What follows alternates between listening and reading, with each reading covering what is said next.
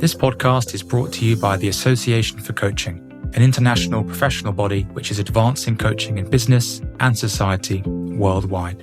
To join our global community and access member-only webinars, events, a wide range of digital learning offerings, coaching and leadership resources, accreditation schemes, and more, you can find us at associationforcoaching.com. Welcome to another episode of the Association for Coaching podcast series, Coaching in the Climate Crisis. I am your host, George Warren, and today I am joined by the Managing Director of SEED Madagascar, an award-winning British charity founded in 2000.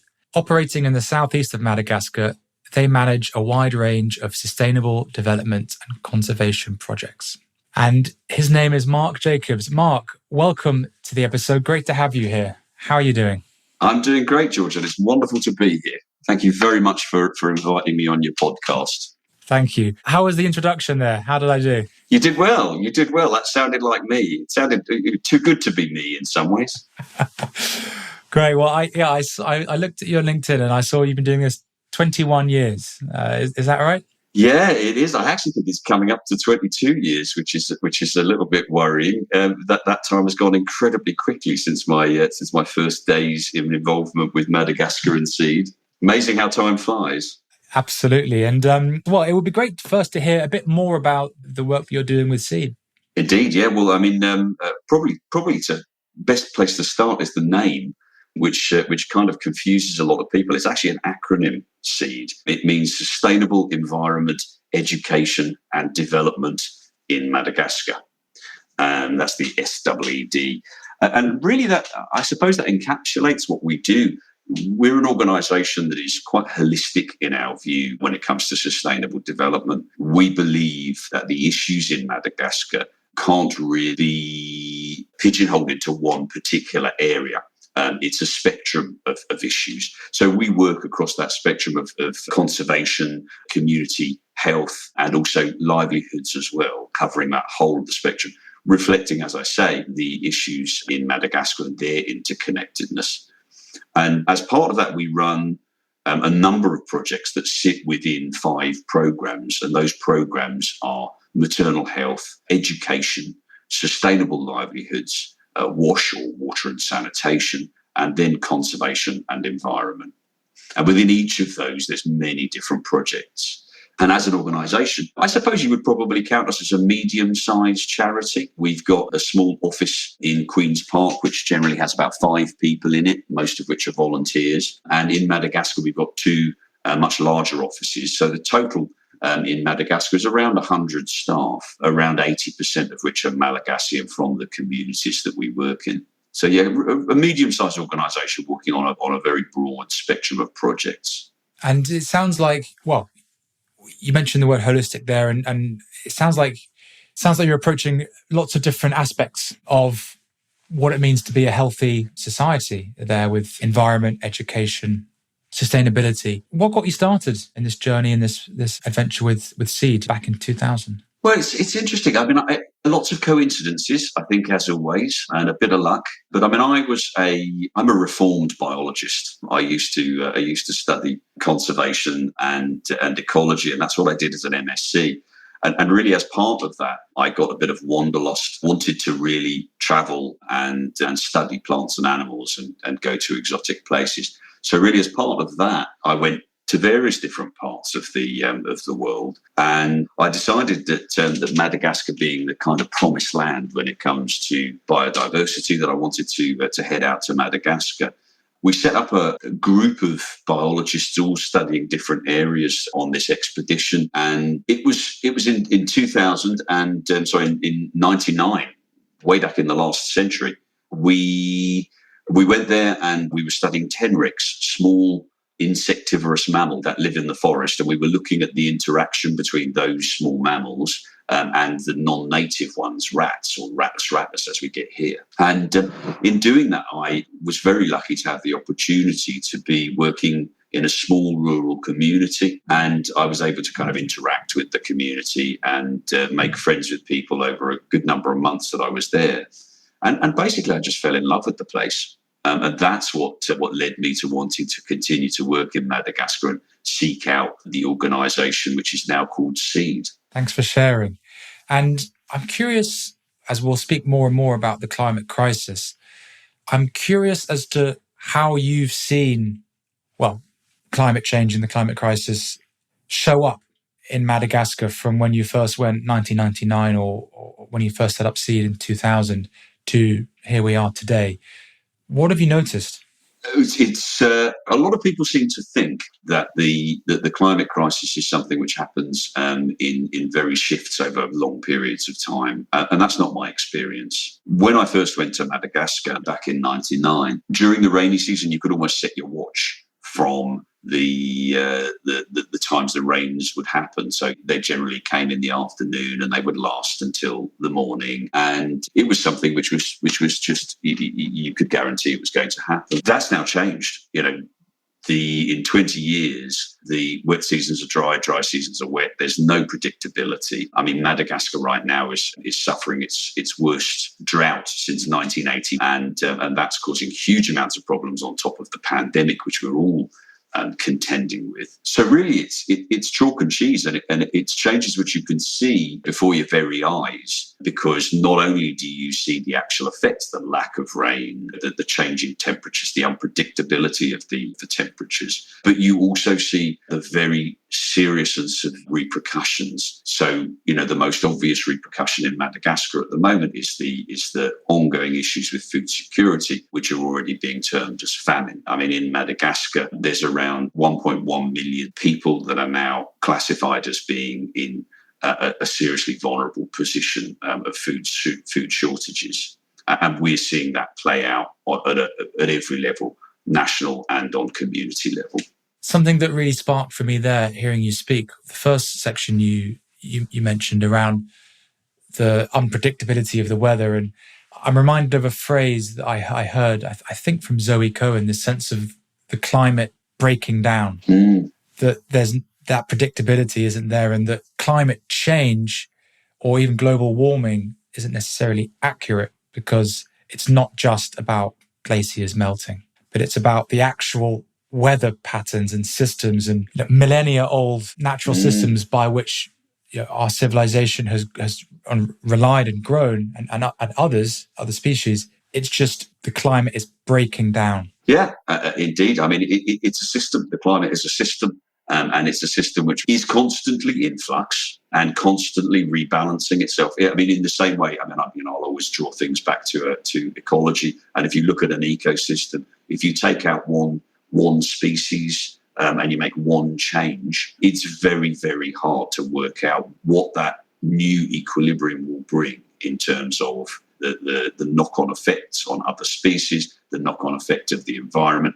And it's much the same with climate change. We are very much affecting the world's environment with not only the amount of carbon that we're spewing out, but also the amount of pollution that we're spewing out. And it's pushing the world's climate to dramatic changes that we really can't predict. We're trying to wildly predict. And it's one of the fears of science is that in some ways we're trying to predict these changes. And if some of these changes don't happen in the same way that we're predicting, it gives cynical people the opportunity to be able to say, well, you didn't get that exactly right, so maybe the whole thing's rubbish and the climate isn't changing. And it's astonishing, I find, that there are still a lot of people out there that, even though they're watching floods around the world, including at home, and heat waves that go beyond anything that we've seen in our lifetime, that there's nothing happening, that we're not changing the environment. So it's an interesting one. But yes, absolutely. The breaking down and the finding of a new equilibrium. But really the profound question, I think, is, does that new equilibrium involve us, people, humans? Because there is a really deep question there. When everything settles, what will be the carrying capacity of the world, and where will it end? So I'm getting very depressing, aren't I? Not necessarily. I think in a lot of my own research, I'm a very happy person, really, in general. Well, in a lot of my research and reflection, my own journey around the climate crisis, in order to come out the other side and think clearly and help other people and take action, I've experienced that you need to go to those places and wake up to it and be able to talk about it and be able to confront it and go through those emotions first. Otherwise, we risk just burying our head in the sands and either bringing out some gallows humor or some denial. So, yeah, nothing is off limits today, Mark. Brilliant. That's what I like. And one thing I wanted to hear from you about is the fact that if we assess the contributing factors towards the climate crisis, we in the global north are part of a society and systems that are contributing vastly proportionally more than the global south, of whom inhabitants are feeling the greater effects of climate change. And there's that angle of injustice that I wanted to hear your thoughts on. Indeed. I mean, before we spoke, actually, I thought I would just look up a few statistics just to really show that disparity. And what I found was that in terms of per capita carbon output, in Madagascar, the per capita output is around 0.2 tons per annum. If you compare that to the UK, so a fifth of a percent, a fifth of a ton. And in the UK, that rises to 6 tons per person per year. If you then compare that to the USA, it rises to 16 tons per person per year. So it doesn't take much to just kind of see the stark maths of that in terms of an individual living in a community in Madagascar, they are leading a vastly more sustainable life in terms of carbon output than your average person sitting in the USA or the UK or the West in general. So they are not causing the problem. I think we don't need to debate that carbon being spewed into the atmosphere is causing climate change. That is now very well proven. So disproportionate contribution, if you like, of Madagascar is quite stark and astonishing. And yet, here you have hundreds of thousands, millions of people at the point of starvation because of a famine, which is not of their making. So, climate injustice is very much the word for it. And I think it's worth and important to remember that hardship is nothing new in Madagascar. This new layer of problems that Madagascar is facing with drought, it comes on top of some of the worst development statistics in the world. I mean, let's just give a little bit of a snapshot into what life is like in Madagascar. I mean, firstly, the World Bank has said that Madagascar is per capita the poorest country in the world. And many people wouldn't equate it with that. They would equate it with the incredible biodiversity and richness, but it is monetarily the poorest place on earth. Life expectancy in Madagascar is just 65. And infant mortality is around 1 in 10. In the areas where we work, in the southeast of Madagascar, around 50% of kids just simply never ever go to school. So that capacity building, that education, which will help to pull them out of that grinding poverty, it's not there because there aren't the schools. And just in terms of healthcare in general, the access is incredibly low. So another little stat that I looked at prior to jumping on this. In the UK, we are around 300 people to every doctor. In India, if you compare it, it's around 1,500 people for every doctor. In Madagascar, you jump to 7,000 or 8,000 people before you get to a doctor. So Madagascar is starting on the back foot in an incredible way already. It's already in an extremely difficult situation. And then on top of that, you bring in climate change, which, as we've said, is really not the people of Madagascar's making. And you bring in a whole level of issues with starvation and long-term food security. It's a disturbing situation on top of what is already a disturbing situation. So what needs to happen? I think there needs to be a recognition. I mean, there are things that need to happen on all levels, basically. I mean, on terms of climate change, I think that there needs to be some kind of proper epiphany in the West and across the world that climate change is being caused by us. We must take responsibility and make the changes that we know that we can take to try and lessen and even reverse the effects of climate change. And yes, that does mean sacrifice, and we can mess around and on the edges and think we can do everything the way we've always done it and offset it. But it doesn't work. What we need to do is we need to understand that driving that 4x4 is not necessary with one person in it. Putting the heating on when you don't need heating on is not necessary, so don't do it. We need to start having some harsher self-imposed limits when it comes to our carbon use. I mean, in Madagascar, we need to be dealing with what is a large-scale famine, a huge problem, and that needs to be dealt with across the country. And that's not only about dealing with the immediate issue, but it's about dealing with climate resilience and long-term resilience of the communities. And that's what we're all about. And I would be delighted to tell you about some of those areas of immediate emergency response when it comes to our food distribution and the work which we're doing, but then also some of the long-term work, because the food distribution, to a degree, it's a sticking plaster. This is a problem that will continue to come and happen. It's not actually a natural area of our work. We're about long-term resilience rather than immediate support. So, yeah, there are a multitude of things from responsibility through to support, short-term mitigation and long-term mitigation. Thanks for sharing, Mark. And one thing I really admire about your outlook and the work that SEED's doing is that it's not aiming to rescue, but it, as you said, it's about building long-term resilience. And for me, part of the reason I became a coach is because I believe that not in offering advice or rescuing someone, but helping them build their own framework for resilience, for success, for sustained and sustainable, healthy operating. So I see a parallel in a sort of coaching approach and also the sort of outlook of the work that you're aiming to do with and doing with SEED there. And yeah, I guess I wanted to hear your thoughts about that and any more insights you've had or work that you do with coaching.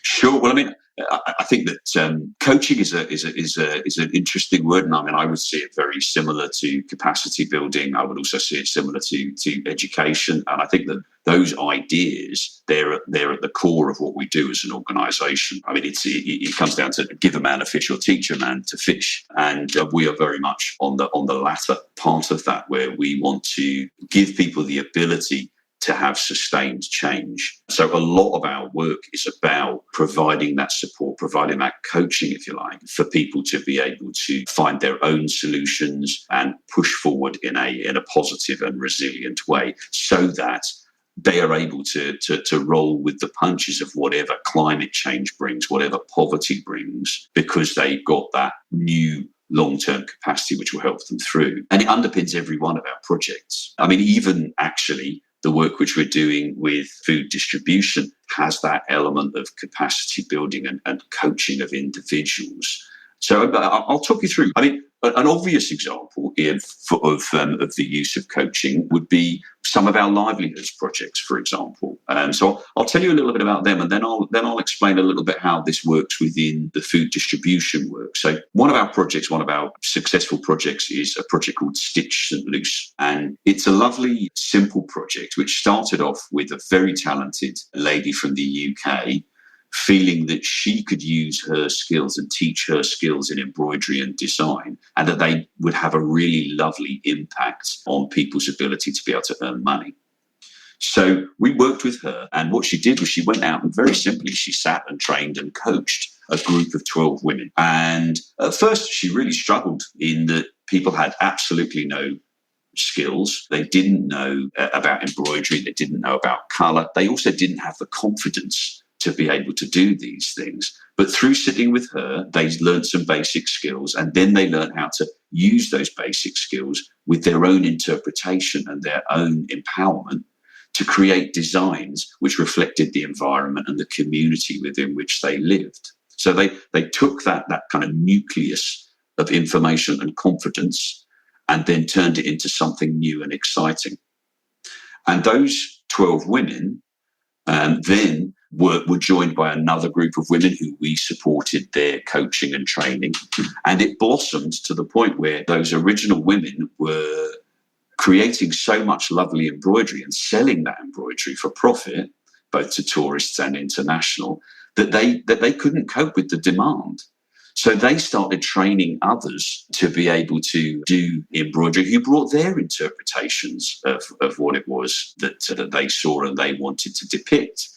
And now we've got a situation where over 100 women are generating a significant income from selling of embroidery. And it's all come from that original nucleus of education. And in fact, it's got to the point where the project is so successful, the women have now been trained in various other skills, such as bookkeeping and looking at stock keep, quality control, these kind of things. They've now set up their own cooperative, which we still support through selling things, but it's them, it's their thing. And in that way, we've created a degree of resilience, and those women have fared okay, still having an income during the lockdown and crises which we've all seen. So that empowerment and coaching is a real key part. And I could name you 10, 15 different projects that all have that element. Perhaps the most relevant right now is this idea of food distribution. That has a firm base in capacity building and education and coaching. So let me tell you a little about how we're combating these scary statistics on malnutrition. And the first element was partnership and training. Now, there's a rudimentary network of clinics across rural Madagascar, typically poorly trained people in very, very ill-equipped circumstances. And our first steps when we really saw this food insecurity starting to take hold was that we went out to some of the areas which are worst affected but didn't have any support from the larger agencies such as UNICEF, such as World Food Programme, who incidentally are doing a wonderful job. But some of the areas that they weren't looking at, the areas where we typically work in, our heartland as an organisation, the communities where we've built schools and built livelihoods. So what we did was we went along and we worked with those representatives, those government representatives, and supported them to be able to identify children that were in one of three categories. So they were either moderately acutely malnourished, severely acutely malnourished, or severely acutely malnourished with complications. And once they were identified, we then worked with those staff members to teach them how to deal with those situations, how to diagnose them, and how then to provide food and the way to provide food in a systematic way to support those children. And that led us to a huge project of distribution, which has been going on since January, where those identified kids, in fact, in total, we identified in the region of about 650 children in one of those categories or another. And we've been providing them with a special therapeutic food, which is both high in nutrition and high in energy. And those have been distributed in 30-day segments. And then we've also worked with the families of those children that have been affected. Because in Madagascar, if one person in a family is starving, it's a surefire indication that everyone in the family has a problem. So we've handed out tens of thousands kilos of rice, of oil, beans as well, to support those communities. But at the core of it, there's training of staff and that capacity and that coaching, which means that hopefully when we walk away, which I hope will be sooner rather than later, I hope this current food insecurity will abate very soon. I don't think it will, but when it does, those skills will still be in the community. Those people will still have the confidence and ability to be able to continue pushing forward with the work which we've started. Thanks for sharing that, Mark. And you mentioned what you hope for there. And I wanted to spark for me a question about what keeps you motivated personally and professionally to do this work, and what's the role of hope in the work that you do? I think if you're not of a positive predisposition and you're not hopeful and you can't see good in the bad situation, you wouldn't last in this area of work. I wake up every single morning excited about the possibilities of what I can do with my limited ability and time and skills. I'm excited about how I can apply those to get food on the table, to get training to people, to build that school, work in the forest and preserve that incredibly important species. And I'm in a in an incredibly privileged position of being able to affect some of those things in a positive way. So for me, yeah, it's about being able to see the positive. I mean, for example, starvation is a real issue in Madagascar, and the situation is growing. And with another failed harvest in Madagascar, it's going to continue to the end of the year. And what we're doing, we are so limited by the amount of money that we can get in. We are seeing the tip of the iceberg. And it breaks my heart every weekly meeting that we have that we can't expand further, that we can't get more food in, that I can't find more money. And we're all working ridiculous hours to try and do all of those things. But what keeps me going is we've just got the stats, for example, for our monitoring and evaluation of our first 6 months. And in those 41 communities, there was, as I say, around 650 children that were identified as the worst affected. And we supported them and their families. Our stats are showing now that over 90% of those children are no longer counted as malnourished. 90% of them. In fact, it's up to 95%, but we still haven't quite finalised the stats. So I'm going to say 90. But for me, that's children who are no longer going to bed hungry and malnourished, maybe only for a short period, but it's a success. And you've got to try and build on those successes, use those successes to try and perpetuate more successes. So everyone that supported us by giving us £50, £10, £100, £500, they can go to bed at night knowing that their support has made those children from those 41 communities better. What could be better than that? That is the sort of thing which for me is that's what motivates me and gets me up in the morning. It's the ability to be able to do that and always try and see the positive, however dire a situation is. And of course, the situation in Madagascar is about as dire as you can get. Thanks, Mark. And for our listeners who might be curious about how they can help or get involved, and whether that's coaches or leaders who coach, what would you like to say to those that want to help and get involved? There's so many ways to get involved in our work. And we only survive as an organisation on the basis of individuals helping and individuals seeking ways to help us. I mean, just to give a couple of examples, we run a programme out in Madagascar, which is currently dormant until borders open, but hopefully those borders will open very soon. And that programme is called the SEED Conservation and Research Programme. That is working in the forests of Madagascar. We've hardly talked about the biodiversity in Madagascar, but there's an astonishingly large amount of biodiversity in Madagascar. The vast majority of any plants and animals that you find in Madagascar are only found there. So it's an incredibly important area for biodiversity. Many people will have heard of the lemurs. Our work in conservation, it requires a lot of day-to-day study and support and legwork. We're doing huge tree planting programs at the moment, working to restore habitats and make them viable for the lemur populations. We need hands-on help with that.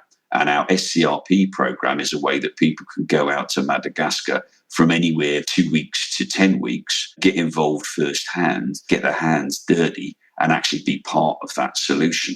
There's many other ways that people can get involved firsthand, whether it be working in the UK and applying for one of the myriad of roles and jobs that we have, that we put out all the time, or whether it be bringing their special skill to the organisation and working out how we can apply that skill to further our charitable mission.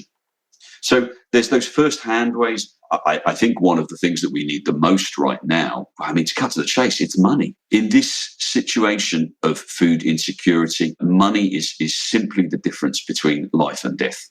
And the more rice that we can buy, the more rice we can distribute, the more of this specialist therapeutic food we can get into the hands of children that are malnourished, the less the negative impact of this drought and this ongoing problem and climate change will have. So people could donate a few quid. Even better, they could set up a little Facebook fundraiser for us. Each one of those tends to raise about 200 quid. Takes a second to do. They could do a little event. Why not get rid of some of that kind of lockdown unhealthiness by setting yourself up with a half marathon and doing it as a sponsored event for Madagascar? I think that there's also, if you take one step away from the individual, we all work for companies. We've all got a network. And I think really thinking about that network and how you can apply that network to work such as ours in Seed would be incredible. Companies often require now to have a degree of corporate social responsibility. They may have budgets to spare that they may be able to, that a person who's listening to this could advocate within their company to be able to get us a grant which might help us build a school. What could form better long-term benefit for communities than an education? It's the best way out of poverty. It's been proven time and time again. School costs us about, 50 grand to build, but often it's a mosaic of companies that are contributing. So maybe your company is one of those companies that could help and contribute and benefit themselves from that. So there's a myriad of ways, and every person I speak to, usually after a 10-minute conversation, we've worked out a way that they can generate a reasonable amount of money and hopefully get a real sense of satisfaction. So I would say that people can think about it for themselves, think about their network, think about whether they want to donate themselves. But then I would also say that they can give me a bell. I answer when people donate to our organisation.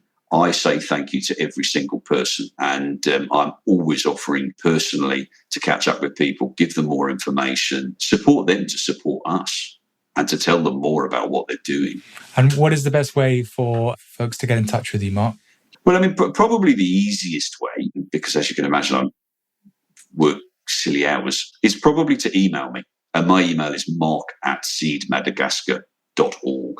And it's on the website and very easy to get hold of anyone sending a general inquiry onto the website will probably end up with me. So yeah, that's probably the easiest way. And then often what I'll do is I would set up a Zoom or a quick chat if people want to talk about stuff or provide them with information. So you might have heard something in this podcast about livelihoods projects and say, hey, can I hear more about the embroidery or the reed weaving? And that school which you were talking about, have you got any more detail? And I could just shoot them over. Fantastic. Thanks, Mark. And if we were to zoom out a little bit, I've asked you about what you think and how listeners and coaches can help. And if we looked at maybe the whole coaching industry, a really rapidly growing, very exciting industry, as someone that's set up and runs a charity, what would you like the coaching industry to do or to grow into or to change that would help the wider climate crisis and would help with the work that you do? I think what coaching can do is it can change your mindset. And I think it can help people to reach an epiphany about their own ability, about their own confidence. Firstly, that's, of course, wonderfully applicable in Madagascar, as we've seen with Stitch. But I think that's the embroidery project. But I think it's also very applicable when it comes to being able to change people in the West's minds and ideas, find alternative ways to do things which are just as rewarding, but don't take as much carbon, don't cause as much pollution. I mean, I think we all know that there are many things that we as individuals can do that will make incremental differences. And if you look at all aspects of your life and make those incremental differences, and everyone looks at all aspects of their life and makes those incremental differences, then it will change the world. And that is what I think we can all be coached toward. Some of those incremental changes, as I say, walk, don't take the car. Choose not to go on that flight. Have a Zoom instead. Maybe don't buy your children 5,000 plastic things that are going to end up in landfill and still be there in 1,000 years' time. Buy good quality products that you save a little more for and you keep forever. Change your tariff to being an eco tariff where it's all coming from wind energy. That will push the industry towards renewables and away from dirty forms of energy which have got us here. It's those changes. And to be honest, I think anyone can sit there with a bit of paper and think, right, what are the carbon hungry things that I do and how can I change that? And they can minimize it and then they can offset it. But what coaching can do is it can make people understand or lead people by the hand so that they can understand that actually it's not about trying to keep the same lifestyle, because you're not going to be able to You're going to be able to have a slightly different lifestyle, which will be just as wonderful, but it's just not going to be carbon heavy. Yeah, wise words there, no matter what industry you're talking about. And I think, and I'm hearing so much of the human behavior in what you're saying as opposed to industry wide. Yeah. Hey, we're all humans. From the most illustrious king to the most poverty-stricken person, we all make choices every day.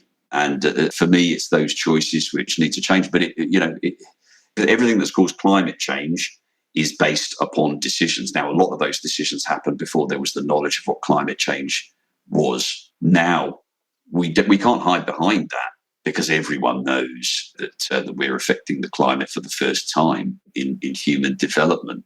And we can't just turn a blind eye to it. So, yeah, it is. It's the old proverb of the first step of the longest journey. And as we come towards the end of our conversation today, Mark, is there anything else you'd like to signpost our listeners towards, or actually to say or invite of our listeners? Well, I mean, I think it's been a real pleasure to be able to talk about the situation in Madagascar in itself. I mean, I think one of the challenges that places like Madagascar have is that they so rarely reach the limelight. And when they do, it's for the wrong reasons. I mean, we're seeing now Madagascar in the news for the first time in God knows how long. And it's because of the climate-related famine. So to be able to talk a little bit more about Madagascar and talk about the importance of Madagascar, it is very important to me. One thing I'd like to add is we've talked about Madagascar and the Malagasy people, a population of 28 million people. We've talked about the negative. We've talked about the dire situation that Madagascar's in and how poverty-stricken it is, the lack of access, the lack of healthcare, all of those things. And we've talked a little bit about what we're doing as an organisation and trying to mitigate that and some of the projects which we're doing. One thing which I'm very wary that we haven't talked about is the incredible beauty of Madagascar and the Malagasy people and the amazing resources on every level that they have. The reason why I work in Madagascar is because I totally and utterly fell in love with the place and the people. I saw these communities with such adversity, with so little in the way of possessions, in the way of security and safety net like we have. But I watched them still being the most generous, kind, and beautiful people that I've ever had the privilege to be involved with. Even as a biologist, 21 years ago, when I was living in a small community and running up the mountain to study rats and insectivores, I used to do a thing. We were told it was the right thing to do to wander through the village and just meet people, and to take one afternoon every day to just wander through, sit with people on their reed mats and chat to them. And we would walk through and people would hand us stuff. People would give me a couple of bananas. All they would have in the world would be the bunch of bananas in the corner of their wooden shack. And yet they would give me a couple of bananas. And I knew I couldn't refuse because that would have been incredibly rude. But for me, that gave me such a sense of beauty and humility. And it's been one of the most important lessons of my life. And I always say I have learned more from the Malagasy people than I could ever be involved in teaching.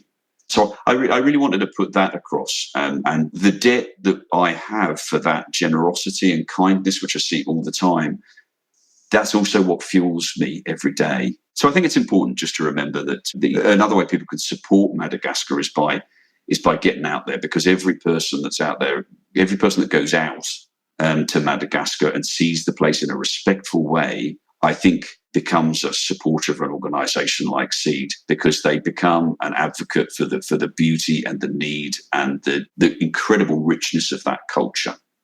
So that's something which jumped out that I would want to convey. Yeah, and I'm glad you did, because Madagascar, on top of everything you've said as well, there's that huge importance that island and that nation holds for us as a species, because it's, in a way, it's its own mini world that's evolved uniquely, and it has these amazing species of flora and fauna. And if we were to lose this, we'd be losing so much we'd be losing sort of this little perfectly formed ecosystem, which is hugely beneficial and important for science and learning and the future of humanity as well. Yeah, indeed. It's nature's treasure trove.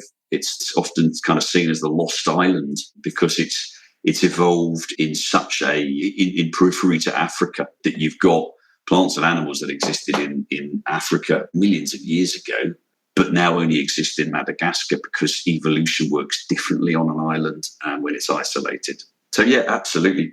And it's an interesting point, actually, you bring up, because I think a lot of people struggle to relate to this place on the other side of the world being badly, affected by climate change. But maybe I'll mention one example. In the southeast of Madagascar, there's a small plant called the rosy periwinkle. Beautiful little shrub. Grows everywhere, grows around people's feet in these communities. So it's growing in communities where kids don't have access to clean drinking water and they're effectively dying of diarrhea. Very simple medication would sort them out. And the rosy periwinkle, I wanted to mention it because this is a plant that moons ago was identified by international pharmaceutical companies as having an important role in anti-cancer treatment. And now various different alkaloids from that plant, I believe it's the root of that plant, are used in treatment of childhood leukemia and Hodgkin's disease and give remission of up to 90%. So we're talking about effectively a cure for cancer growing in communities where children are suffering from the most basic of diseases. For me, it's another area for injustice, but I think it's also an area where people can see that the biodiversity in Madagascar is incredibly important for people here. And that is one plant. And there are millions and millions of plants which have never been classified and are out there. God knows what they are, the cure for maybe diseases which we've not even seen yet. But by losing them, we lose that incredible potential. And I think we need to be very, very wary about that. We did a study of our SCRP, our conservation program, a couple of years ago, started to do a study looking through various different areas of forest for new species. In those few months of doing that study, we found what is potentially 7 new species of skink, snake, and gecko. 7 new species of animal from a few months. The potential is incredible of Madagascar, but yet most people would estimate now that around 90% of the forest is gone. And again, that is driven by poverty. So it keeps on coming back to the same thing. We need grassroots development done in a respectful way, working closely with the community, because it's not only about those people over there, it's about us people here. Yeah, I like the fact that the conversation naturally linked back to here in the UK where we are. What would you like to say by way of closing to our listeners? Thank you for listening, I think would be the first thing. If you've listened through all of this, then hopefully it's given you a bit of an insight. I mean, part of what our organisation, SEED Madagascar, does is we aim to support the education of the public about Madagascar, to try and redress this imbalance that is that people really don't know much about Madagascar, or if anything, they know about the animated film, which of course has nothing to do with Madagascar as such. So thank you very much for listening. And if it leaves you with a want to hear more, please do go to our website. It's madagascar.co.uk. So it's quite an easy one to remember. And there you'll see details on a myriad of projects. We haven't actually really focused on projects during this talk, but there's a myriad of projects that we're running and lots of ways to help, from giving cryptocurrency to joining one of our teams. So yeah, thank you everyone for listening. And I'm really hoping that we can have some nice positive ripples from this talk, which will come back and help those communities that we've been focusing on. Thanks, Mark. And thank you to our listeners as well, as Mark said, for staying with us today and joining us on a fascinating conversation and journey to Madagascar. I've been George Warren and the host of this episode in Coaching in the Climate Crisis. Thank you, Mark. Thank you. This podcast was brought to you by the Association for Coaching. Discover more business and coaching resources, thought leadership, and online learning at associationforcoaching.com.